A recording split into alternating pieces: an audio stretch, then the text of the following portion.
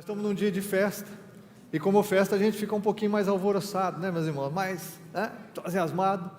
Mas eu quero pedir para você que você procure dar agora toda a atenção à palavra de Deus, e que teu coração continue focado no Senhor, e que a gente evite se movimentar, tá bom? E que você possa ouvir o que eu tenho aqui para compartilhar com você, porque na verdade não é meu, é o que o Senhor colocou para nós nessa manhã. Nós estamos aqui numa série no livro de Provérbios, a nossa série é Palavra aos Sábios, porque essas palavras do livro de Provérbios são palavras de sabedoria, que transformam a nossa vida e que são palavras aos sábios. E se você é sábio, você vai ouvir o que Deus está dizendo aqui nessa manhã. Você que está nos assistindo aí de casa também, você vai ouvir o que Deus tem realmente para o seu coração. E o tema dessa manhã, ou desse domingo para nós como igreja, é exatamente guarde o seu coração. Nós cantamos agora aqui, toma o meu coração. E a palavra de Deus diz para nós guardarmos o coração. Há alguns dias eu fui fazer novamente um check-up no cardiologista, né? Porque vocês sabem, eu tenho 52 anos nesse corpinho de 51, né? Então tem que dar uma revisada de vez em quando, 52 mil quilômetros, fui lá na revisão. E conversando com o cardiologista, fiz aquele exame de esteira, fiz um outro, ecocardiograma, fiz um monte de coisa lá, meus irmãos, e a boa notícia é que não deu nada. A não ser uma arritmia muito profunda, um batimento meio descompassado, mas o mais estava tudo certo. Não, nada disso, só deu uma arritmiazinha leve. Ele falou, isso aqui, né, se depender disso aqui, pastor, você vai viver até os 100 anos. Eu falei, eu não quero tanto, né, porque melhor ir lá para o lar com Jesus, mas tá bom, fiquei feliz de estar bem de saúde. Por que eu estou falando sobre isso? Porque a gente tem que fazer um check-up, a gente tem que fazer uma revisão de alguns quilômetros, não é verdade? A gente tem que cuidar, porque a gente tem que guardar aquilo que nós temos de precioso, e algo muito precioso que nós temos é a nossa saúde. Mas às vezes, como eu disse algumas semanas aqui, eu vejo que a gente investe na saúde, não são todos não, porque tem gente que é completamente descuidado com a sua saúde, mas que a gente muitas vezes investe na saúde física, mas esquece do que o coração representa. Na Bíblia, o coração é o centro da vontade, da personalidade, dos sentimentos humanos. Ele representa também os nossos pensamentos. Na Bíblia, quando a gente fala do coração, muitas vezes está se referindo a, como se fosse a mente, que é porque é a sede, né? É o mais íntimo do ser humano. Então ali estão sua vontade, sua personalidade, suas emoções, seus sentimentos, seus desejos. E é por isso que a Bíblia diz que nós devemos guardar o coração. O coração. Eu queria que você lesse comigo alguns textos da Bíblia. Eu vou percorrer aqui rapidamente alguns textos, mas olha como a Bíblia fala do coração. O profeta Jeremias diz em Jeremias 17:9 que o coração é mais enganoso do que qualquer outra coisa e que a sua doença é incurável. Quem é capaz de compreendê-lo? Quem é capaz de compreender o coração humano? Às vezes as pessoas dizem assim, eu não compreendo tudo sobre Deus, por isso que eu não creio nele. Mas como é que você vai compreender tudo sobre Deus? Deus é Deus, Ele criou todas as coisas, Ele é muito maior do que você, do que a sua capacidade de raciocínio, Ele é muito maior do que a ciência, do que a tecnologia, Ele é muito maior do que tudo. Nenhum ser humano vai compreendê-lo plenamente. Agora para pensar aqui comigo, você compreende você completamente? Às vezes nós não compreendemos a gente. Como é que a gente quer compreender Deus totalmente se a gente nem se compreende? É isso que o profeta está dizendo. Espera aí, quem conhece o seu coração? Quem que é capaz de compreender o seu próprio coração? Quem é capaz? Às vezes você está vivendo, ou você já viu isso acontecer, algumas pessoas estão vivendo, e de repente o coração se revela. De repente o casal está vivendo, alguém pede divórcio. De repente seus filhos estão bem, e seu filho começa a ir mal na escola. Baixas notas, péssimo relacionamento, o que acontece? De repente, um passatempo inofensivo que você tinha, se torna um hábito destrutivo na tua vida, se torna um vício, de repente, coração, a profundeza do coração. Às vezes palavras vindas do nada, se transformam em armas devastadoras para ferir a alma de uma pessoa que a gente ama, e que a gente não gostaria de estar ferindo desse jeito. Eu me lembro de uma expressão de uma mulher que disse assim, eu nunca poderia imaginar que o homem que eu confiei a vida e com o qual me casei seria capaz de cometer essa monstruosidade. E ela disse chorando isso, ao descobrir que o seu esposo havia abusado da própria filha. Como que a gente pode explicar isso? Como que a gente pode explicar isso? Me lembro de um marido que ele diz assim, como que eu poderia imaginar que a minha esposa, com quem eu estava casado há mais de 10 anos, se envolvesse apaixonadamente com um desconhecido pela internet, a ponto de abandonar a mim e os nossos 3 filhos pequenos indo embora de casa, sem mostrar a mínima preocupação comigo e com os meus filhos e as consequências de tudo isso na nossa vida. Como é que pode? Você já se surpreendeu com você? Você já se surpreendeu com o seu coração? Onde você parou em algum momento e falou assim: o que eu estou fazendo? O que eu estou fazendo com a minha vida? Como que eu estou agindo assim? Não é possível que eu estou agindo assim. Não é possível que eu estou fazendo isso. Não é possível que eu esteja me ferindo dessa forma, que eu esteja ferindo as pessoas que eu amo desse jeito. Não é possível que eu esteja jogando tudo que eu construí até agora realmente no ralo. Não é possível que eu esteja realmente destruindo os meus sonhos com aquilo que eu estou fazendo hoje. Porque enganoso é o coração. Enganoso é o coração. Todos nós já vimos essa história na vida de alguém, e muito provável vimos na nossa própria vida. Agora, o que a Bíblia diz mais a respeito do coração? Jesus diz em Mateus capítulo 15, ele diz assim: as coisas que saem da boca, vêm da onde? Vêm do coração.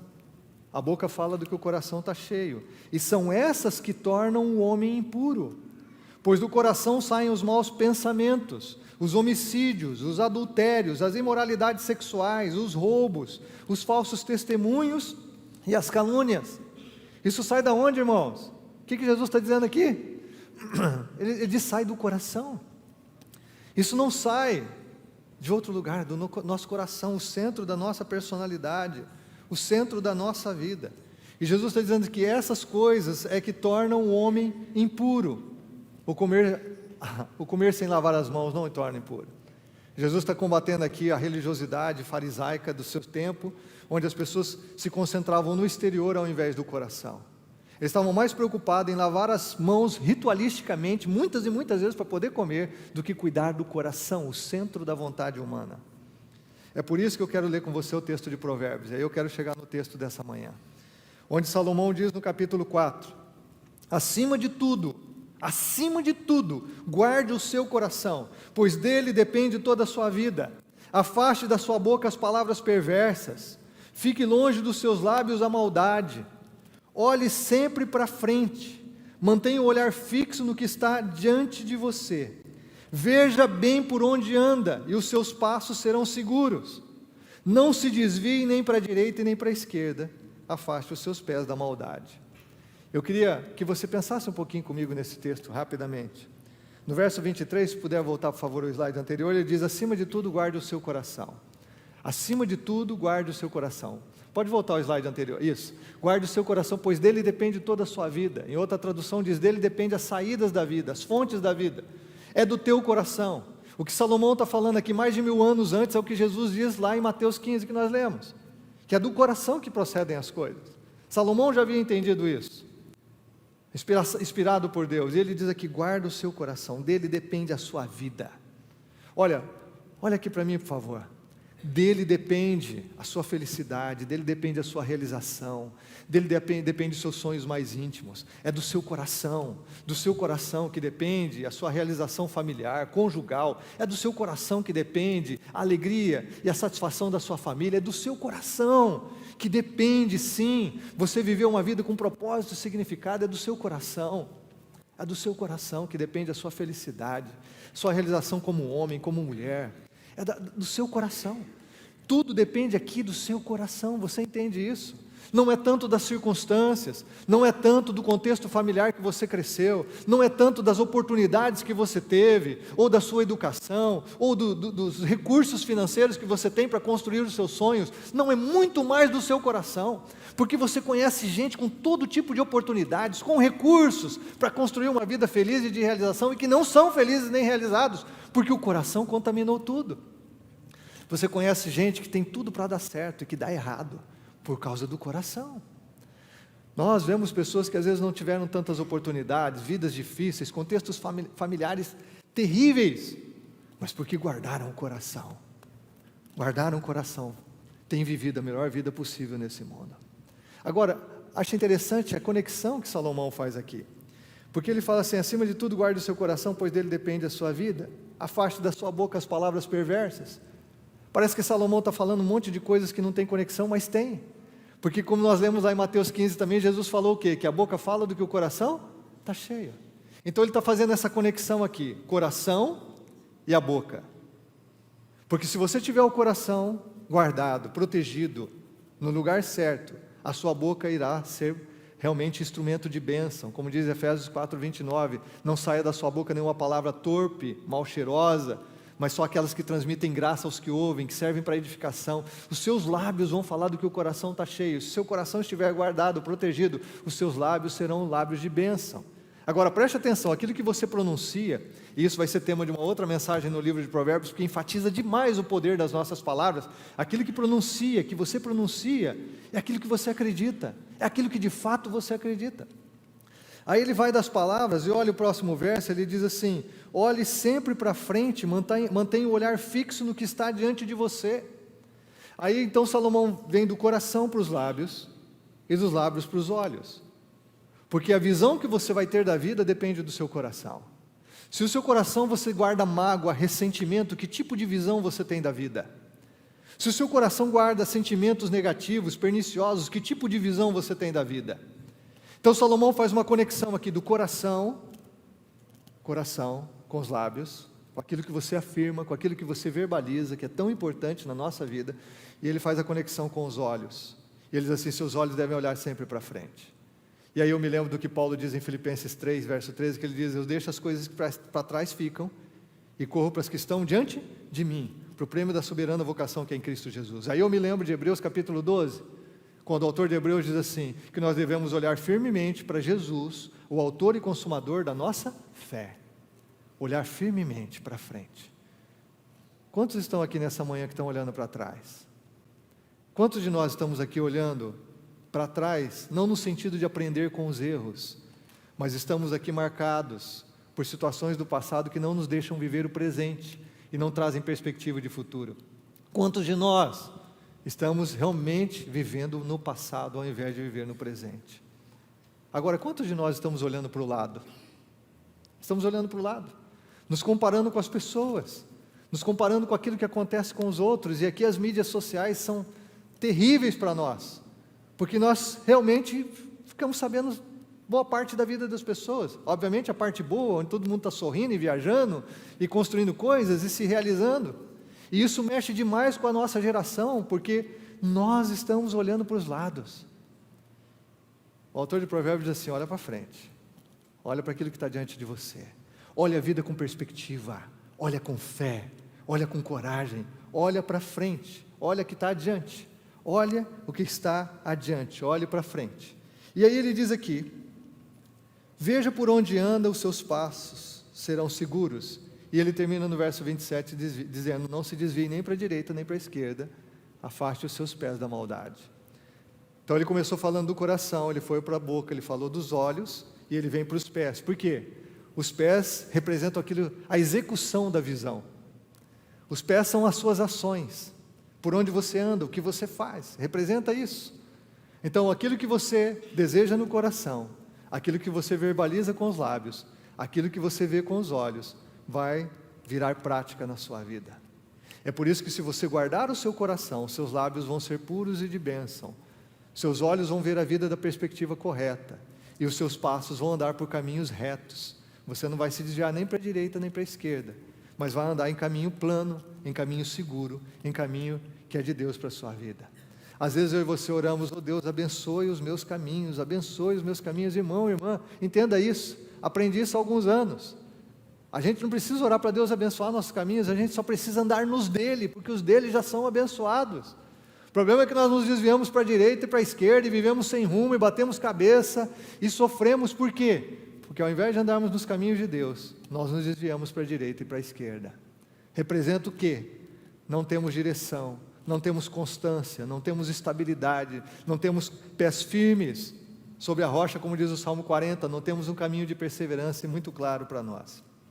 Agora eu quero voltar no verso 23 aqui, que é esse o tema dessa manhã: guarda o seu coração, guarda o seu coração, guarda o seu coração.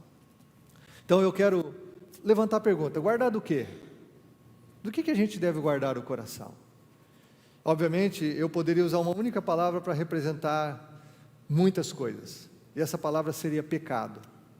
Guarda o seu coração do pecado. Vou dar uma definição bem simples, que não é profundamente teológica, mas é simples e serve para a gente entender o que Deus tem para nós. Pecado é tudo aquilo que te afasta de Deus. Tudo aquilo que te afasta de Deus. Guarda o seu coração do pecado. E aí você pode enumerar tantas coisas.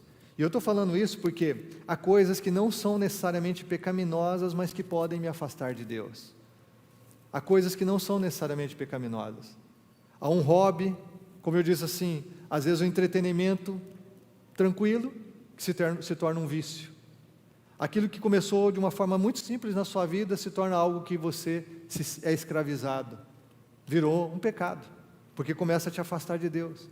Às vezes um relacionamento que você tem, que começou muito bom, e de repente ele começa a tomar o centro da tua vida, e está te afastando de Deus, virou um pecado.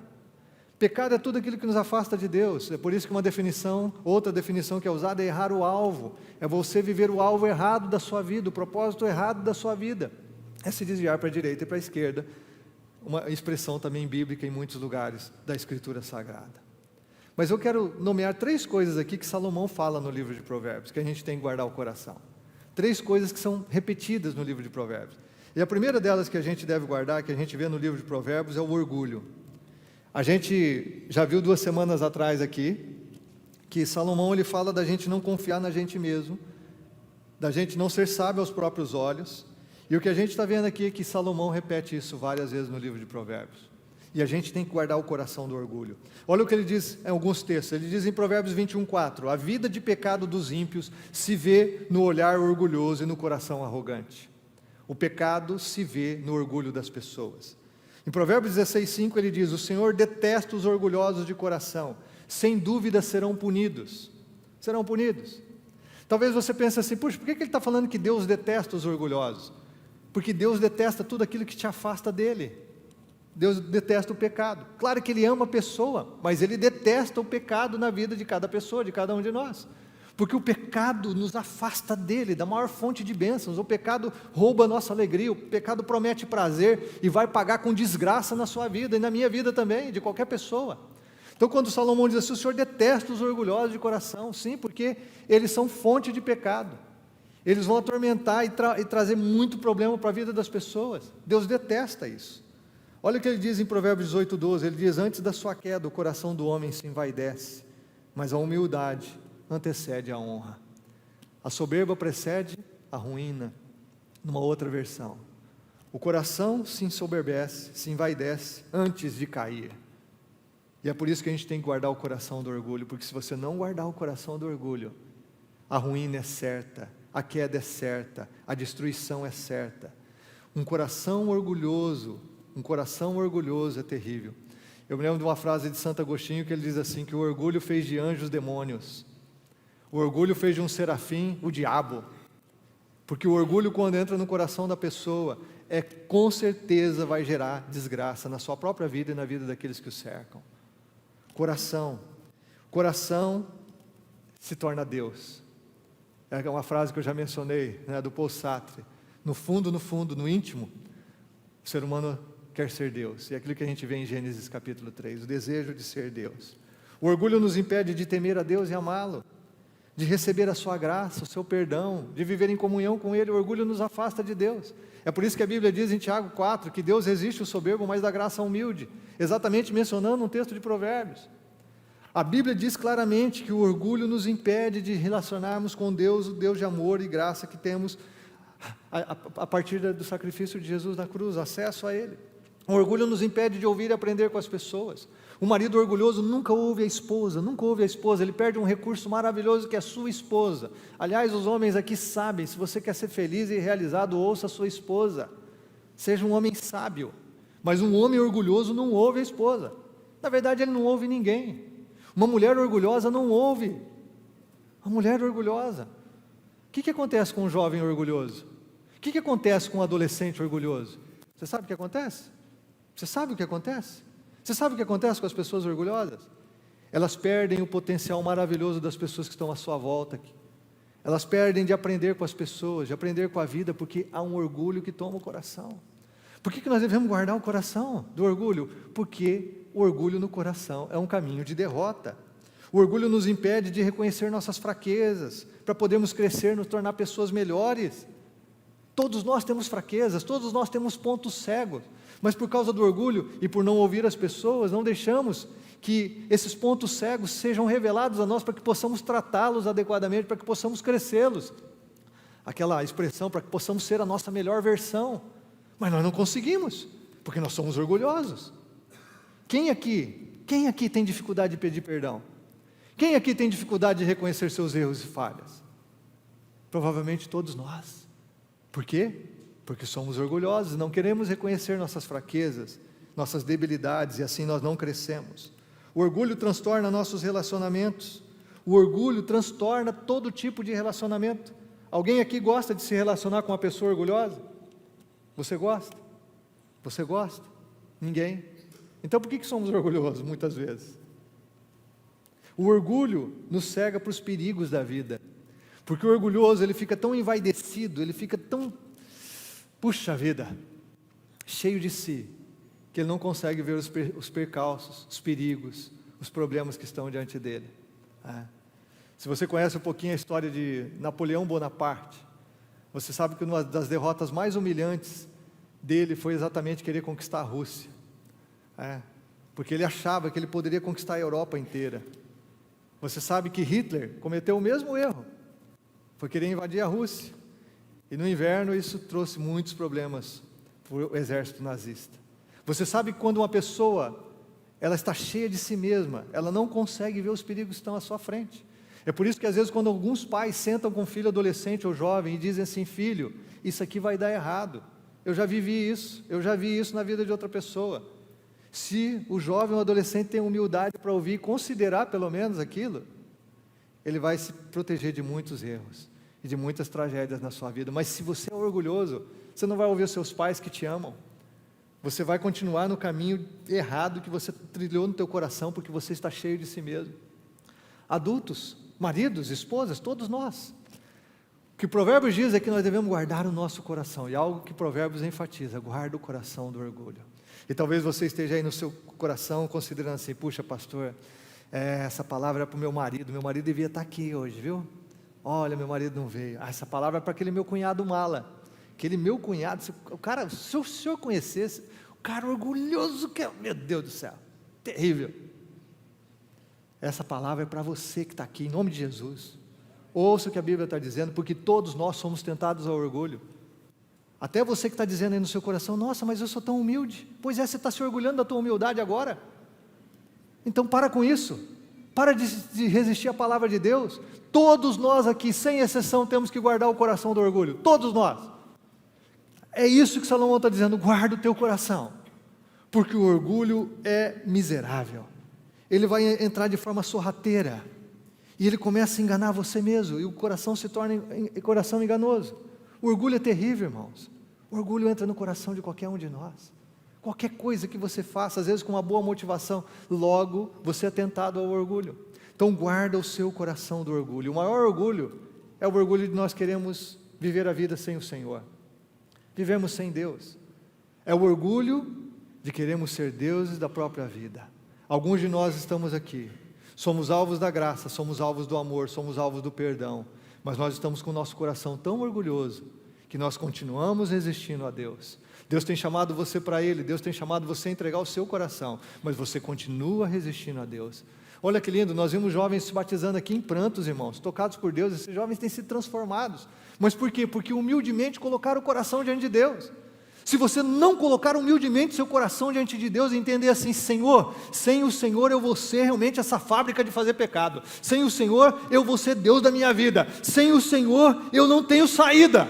Se você humildemente não fizer isso, esse é o maior pecado que nós podemos cometer, o orgulho de sermos deuses da nossa própria vida. E eu vou dizer para você, nem a graça de Deus superabundante vai alcançar teu coração, vai transformar você, porque a graça só vem sobre o humilde. Sobre tudo que se deve guardar, guarda o seu coração, porque dele procede a saída da vida, porque dele depende toda a sua vida. Guarda o seu coração do orgulho. Em segundo lugar, guarda o seu coração da inveja. Da inveja. Como já disse aqui, alguns de nós estamos olhando para o lado, e olhar para o lado significa que a gente vai ser tentado à inveja. A gente vai ser tentado, não é verdade? A gente vai ser tentado a querer o carro do outro, a casa do outro, a viagem do outro, o sucesso do outro, as realizações do outro. A Bíblia diz, inclusive, de você não cobiçar a mulher do próximo, o jumento do próximo. Naquela época não tinha BMW. Então, o camarada curtia um jumentinho, né? Um jumentinho rebaixado, casquinho engraxado, direção hidráulica no jumento, entendeu? Então o pessoal cobiçava o jumento, não tinha BMW para cobiçar. A inveja, irmãos. Quando nós pensamos em inveja, nós pensamos realmente nas coisas que os outros têm, e nós não temos. A boa aparência, a altura, ou sei lá o quê. Muitas vezes até isso nós invejamos. Eu já vi uma moça uma vez que falou, pastor, nossa, mas aquela irmã tem o cabelo tão bonito, Deus me deu um cabelo tão feio. Falei, filha, por que você está falando desse jeito? Mas é verdade, Deus me deu o cabelo feio. Oh, Jesus amado. Aí está o nosso problema. Sabe qual é o problema da inveja? É que a inveja, em última instância, é uma reclamação contra Deus. Por que Deus deu altura para o cara e me fez baixinho? Por que Deus deu o cabelo bonito para ela e me deu o cabelo feio? Por que Deus deu os pais que ela teve e meu pai faleceu quando eu era criança? Ou eu nem tive pai? Por que Deus deu riqueza para aquela família e não deu para nós? Você percebe? A inveja, em última instância, é uma tentação, um atentado, na verdade, contra o próprio Deus.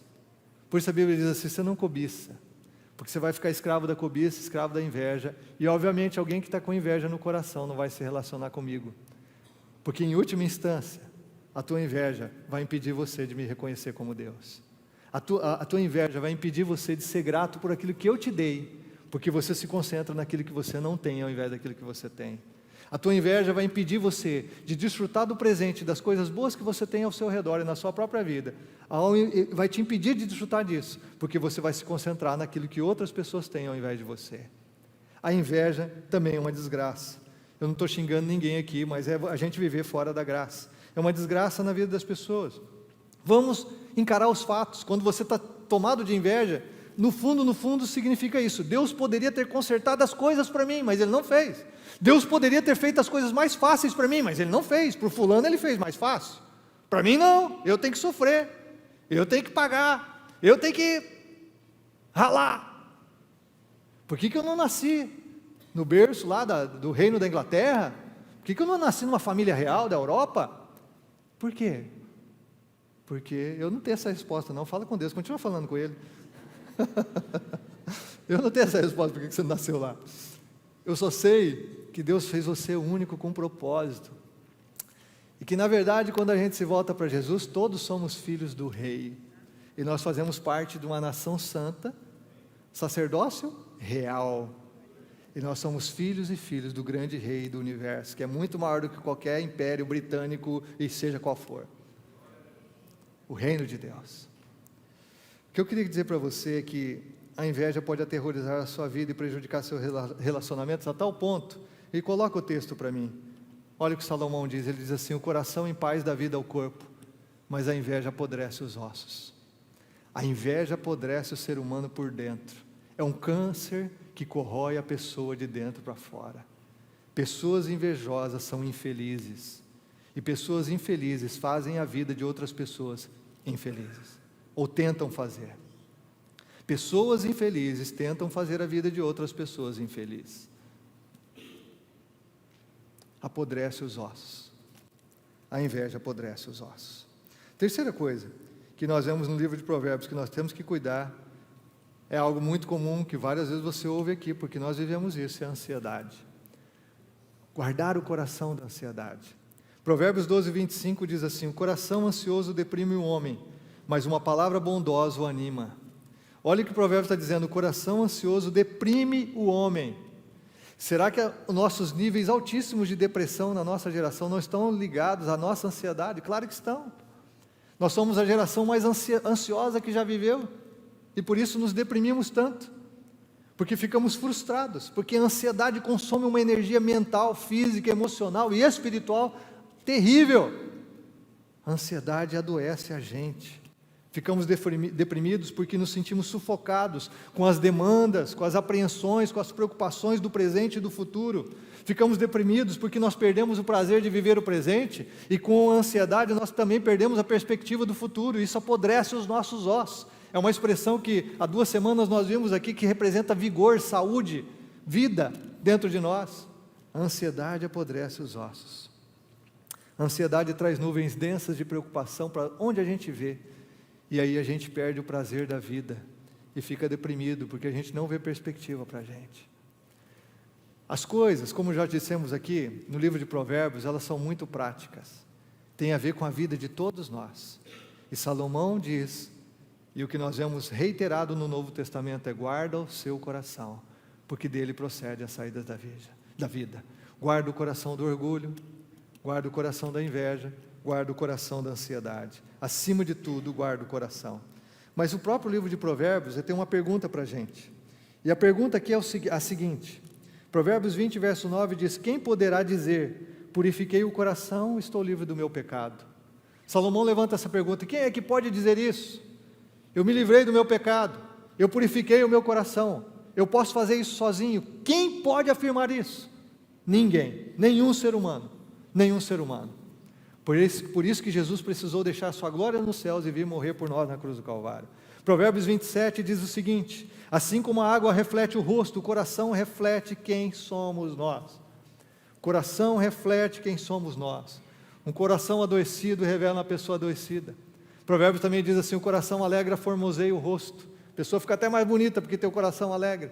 Porque o coração realmente reflete quem nós somos. A questão aqui, para a única forma de guardar o nosso coração, irmãos, é colocá-lo nas mãos de Deus. A única forma, você não vai pegar o seu coração e colocar num cofre, num banco. Não tem jeito de fazer isso. Mas você pode colocar o seu coração nas mãos de Deus. Você pode entregá-lo para que Deus cuide do seu coração, para que Deus transforme o seu coração. Como diz o salmista no Salmo 51:10, Senhor, cria em mim um coração puro, renova em mim um espírito inabalável. Ele não pede só para guardar, ele pede: cria em mim um novo coração. Eu preciso ser uma nova pessoa. Só Deus pode guardar o nosso coração. Eu me lembro aqui, eu mencionei o filho de Salomão, Roboão, atitudes erradas que ele teve, até mesmo por influência do orgulho do seu pai. Mas olha o que a Bíblia diz a respeito do reinado de Roboão, filho de Salomão. Ele diz assim: ele agiu mal porque não dispôs o seu coração para buscar o Senhor. Por que Roboão errou na vida? Por que ele destruiu coisas preciosas? Por que ele não se realizou como rei e líder de uma nação? Porque ele não dispôs o seu coração ao Senhor. Por que nós agimos errado, irmãos? Por que nós agimos mal? Porque nós não dispomos a guardar o nosso coração no Senhor, colocar diante dele todos os dias o nosso coração. Salomão fez uma oração em Provérbios 23, verso 26, ele diz assim: meu filho, dê-me o seu coração, mantenha os seus olhos em meus caminhos, dá-me o seu coração. É uma palavra profética, é como se fosse Deus falando para mim e para você nessa manhã: meu filho, dê-me o seu coração. Dê-me o seu coração. Eu posso guardar o seu coração. Você não pode guardar o seu coração sozinho, mas eu posso guardar o seu coração para você. E é por isso que Jesus mencionou no texto do profeta Isaías, no Novo Testamento, ele diz assim: esse povo me honra com os lábios, mas o seu coração está longe de mim. Sobre tudo que se deve guardar, guarda o seu coração. Guarda o seu coração. Irmãos, nós estamos aqui na presença de Jesus. E Deus tem feito coisas tão extraordinárias em nosso meio que nós não somos dignos. Nós temos testemunhos vivos aqui de pessoas que entregaram o coração. E como a vida muda quando a gente entrega o coração. E eu queria dar a oportunidade a você nessa manhã de entregar seu coração a Jesus, de se render a Ele, de realmente reconhecer: sem o Senhor eu estou perdido. Sem o Senhor meu coração é desesperadamente mau. Eu não posso compreender o meu próprio coração. Sem o Senhor eu vou ser derrotado pela minha própria ganância, pelo meu próprio orgulho, pela minha própria inveja, pela minha própria ansiedade. Sem o Senhor eu estou perdido. Será que nós temos pessoas humildes aqui o bastante para se renderem a Jesus de todo o coração? E se você já fez isso no outro dia, isso não impede você de ter pecado nessa semana por orgulho, de ter cobiçado alguma coisa que você não deveria ter cobiçado, não impede você de estar aqui, talvez influenciado pela inveja, pelo sentimento de inveja, ou não impede você de estar ansioso aqui nessa manhã, pensando nas coisas desse novo mês que se inicia hoje. Eu não sei como está a tua vida, mas eu sei que a única forma de guardar o seu coração é se você entregar a Jesus. Queria pedir para você fechar os seus olhos. Nós vamos orar agora. Nós vamos orar. Se você quer entregar o seu coração, faça isso, porque Deus está aqui para receber o seu coração. Deus aqui está aqui para envolver o seu coração com amor. Deus aqui está aqui para tomar a sua vida. Eu não fiz um apelo, mas nossa irmã chegou aqui para entregar o coração. E se você está aqui nessa manhã e quer entregar seu coração a Jesus, você pode vir aqui, ou você pode ficar em pé no seu lugar. Por que você não toma uma decisão? Por que você não toma uma posição? Será que a teu respeito Jesus está falando assim, esse povo me adora com os lábios, mas o coração está longe de mim? Será que você está aqui num culto, cantando para Jesus, e o teu coração está longe de Deus, porque você não rendeu a Ele? Você tem toda a liberdade nessa manhã de entregar seu coração ao Senhor, você tem toda a liberdade de experimentar o que Deus tem para a sua vida, você tem toda a liberdade. Você tem toda a liberdade, porque Jesus está aqui. Alguém mais vai entregar o coração a Jesus nessa manhã? Você vai sair daqui com Ele de orgulho ainda? Você vai sair daqui com ansiedade? Você vai sair daqui com inveja? Você vai sair como daqui? Talvez você vai sair daqui, eu não mencionei outras coisas, com mágoa. Você vai sair daqui com ressentimento. Você vai sair daqui com o teu coração contaminado com alguma coisa. Entrega teu coração. Fique à vontade para entregar teu coração. Amém. Mais pessoas entregando o coração. Amém. Entrega teu coração a Jesus. Meu filho, entrega o teu coração. É o que Deus diz para nós nessa manhã. Entrega teu coração. Entrega teu coração. Porque sobre tudo que você tem que guardar nessa vida, você tem que guardar o seu coração. Porque dele procede todas as saídas da vida. Entrega teu coração ao Senhor.